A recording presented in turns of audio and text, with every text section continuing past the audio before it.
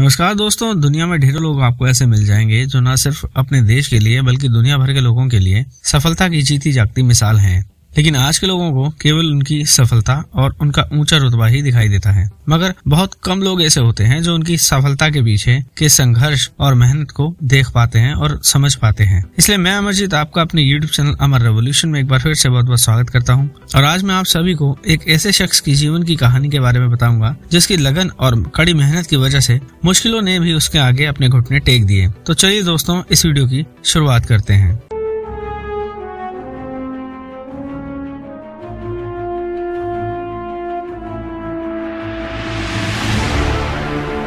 तो दोस्तों, यहाँ हम बात कर रहे हैं American multi millionaire mister Chris Gardner के बारे में, जो कि किसी समय अपने बेटे के साथ अमेरिका की सड़कों पर, पब्लिक टॉयलेट्स में और चर्च के अनाथालयों में सोकर अपना गुजारा करते थे। इनका बचपन भी बहुत संघर्षों से भरा हुआ था। इनके सौतेले पिता को शराब पीने की और इनकी माँ के साथ मारपीट करने की बहुत बुरी आदत थी, जिस कारण ये बहुत तनाव में रहते थे और इनकी माँ ने इनको पाल पोस कर बड़ा किया। क्रिस के जीवन पर इनकी माँ का बहुत बड़ा प्रभाव था और इनकी माँ इनको जीवन में समय समय पर आगे बढ़ने की प्रेरणा देती रहती थी और इनको समझाती रहती थी कि अगर वो चाहे तो दुनिया में कुछ भी हासिल कर सकते हैं, बस उनको अपने ऊपर भरोसा रखना होगा। और इसी तरह समय के साथ साथ क्रिस ने अपनी स्कूल की स्टडी खत्म करके यूएस नेवी को ज्वाइन कर लिया। उन्होंने तकरीबन 4 साल तक नेवी में जॉब की और उसके बाद उन्होंने मेडिसिन की फील्ड में करियर बनाने की सोची, जिसके लिए वो सैन फ्रांसिस्को चले गए और उनको सैन फ्रांसिस्को के मशहूर डॉक्टर रॉबर्ट एलिस के यहाँ असिस्टेंट की जॉब मिल गई। वो डॉक्टर रॉबर्ट एलिस की लैब में रिसर्च लैब असिस्टेंट की पोस्ट पर काम करने लगे, लेकिन वहाँ उनकी सैलरी उनके परिवार के लिए पूरी नहीं बढ़ती थी और इसी वजह से क्रिस ने वो जॉब छोड़ दी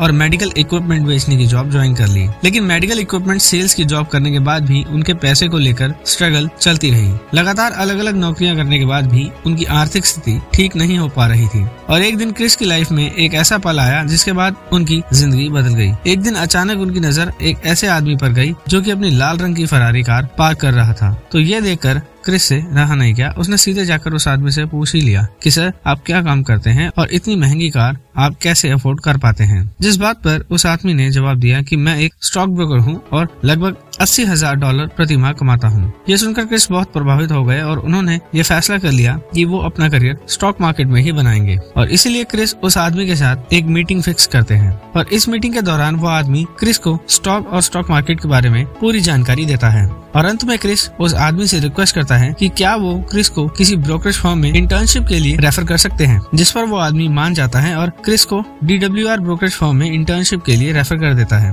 और किसी तरह क्रिस का इंटरव्यू फिक्स हो जाता है। लेकिन ये काम उनके लिए आसान नहीं था, क्योंकि असली मुसीबत तो आगे आने वाली थी, क्योंकि गलत जगह पर अपनी गाड़ी पार्क करने के चलते क्रिस पर पार्किंग का जुर्माना लगाया गया था, जिसे न चुकाने के चलते क्रिस को जेल में एक रात भी गुजारनी पड़ी, वो भी उनके इंटरव्यू से ठीक एक रात पहले। जेल में रात गुजारने के बाद अगली सुबह क्रिस के पास इतना समय नहीं था कि वह इंटरव्यू में सूट पहनकर जा सके, इसलिए वह गंदे पेंट में सने हुए कपड़े पहनकर ही इंटरव्यू देने के लिए पहुंच गए। इस दौरान इंटरव्यू ले रहे पर्सन ने क्रिस से पूछा कि वे ऐसे कपड़ों में यहाँ क्यों आए हैं, तो क्रिस ने कुछ भी न छुपाते हुए उन्हें सब सच बता दिया। उन्होंने यह भी बताया कि वह स्टॉक ब्रोकर के तौर पर अपना करियर बनाने के लिए कितने उत्साहित हैं। क्रिस के जवाब को सुनकर वह बहुत इम्प्रेस हुए और उन्हें अपने ट्रेनिंग प्रोग्राम में शामिल कर लिया। हालांकि इस ट्रेनिंग प्रोग्राम में क्रिस को बहुत कम वेतन मिलता था। इसमें क्रिस और उनके बेटे का गुजारा बहुत मुश्किल होता था। पैसे की कमी के चलते उन्हें अपना घर छोड़ना पड़ा और क्रिस जो पैसा कमाते थे उससे अपने बेटे को डे केयर में भेज देते थे ताकि वह उस समय में अपनी ट्रेनिंग ले सके। और घर ना होने के चलते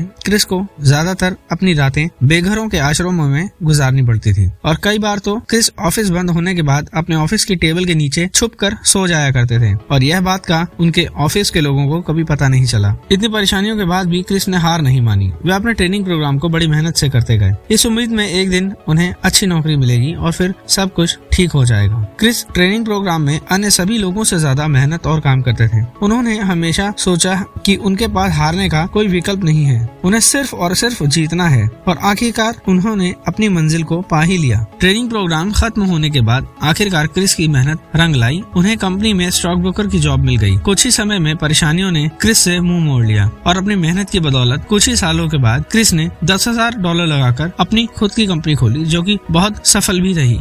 आज क्रिस गार्डनर का नाम अमेरिका के मल्टी मिलियनियर लोगों में शुमार है। वह कई तरह की चैरिटी चलाते हैं और बेघर लोगों के लिए भी काम करते हैं। साथ ही अब वह एक मोटिवेशनल स्पीकर हैं। जो लोगों को जीवन में आगे बढ़ने के लिए प्रेरित करते हैं। और इन्होंने अपनी लाइफ की पूरी जर्नी पर एक बुक भी लिखी है जिसका नाम उन्होंने द परस्यूट ऑफ हैप्पीनेस रखा है। और इसी बायोग्राफी पर आगे चलकर एक मूवी भी बनी जो कि 2006 में रिलीज की गई थी। तो दोस्तों, आपको ये वीडियो कैसा लगा आप मुझे मेरे कमेंट बॉक्स में कमेंट करके बता सकते हैं। और अगर आपको ये वीडियो अच्छा लगा हो तो प्लीज इस वीडियो को ज्यादा से ज्यादा लाइक, शेयर, कमेंट जरूर कीजिए और मेरे चैनल को सब्सक्राइब कीजिए। ये वीडियो पूरा देखने के लिए और अपना कीमती समय देने के लिए आप सभी का बहुत बहुत धन्यवाद।